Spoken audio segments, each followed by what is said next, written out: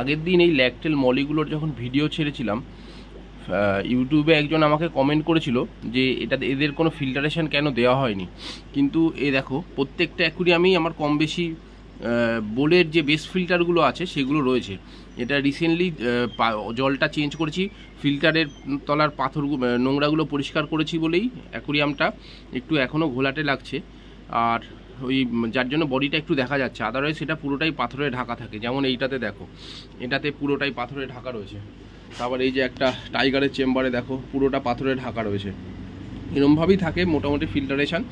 আর এমনি অ্যাকুরিয়ামগুলো রাখার জন্য আমি বেশি কস্টিং বাড়াই না, কেননা ওভারঅল এতেও মাছ গেলে আমার 800 থেকে 1000 টাকা মতন ইলেকট্রিক বিল আসে, যেটা অনেকটাই যদি হিসাব করে দেখা হয়। আমি প্রত্যেকটাতে দরকারে দেয়া যেতে পারে ফিল্টারেশন সিস্টেম, কিন্তু শুরু থেকেই যখন দিই তখন যে অ্যাকুরিয়ামের ফিল্টারেশানগুলো আছে সেগুলো খুবই তাড়াতাড়ি নষ্ট হয়ে যায়।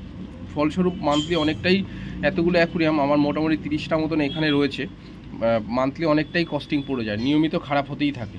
ওর থেকে এই একটা করেই আমি বড় রেসানের 004 কিনেছি, তখন ওইটা দিয়েই পুরো অ্যাকুরিয়ামগুলো অপারেট করি। আর এই বেস ফিল্টারগুলোর মাধ্যমে অ্যাকুরিয়াম ফিল্টারেশন চালাই।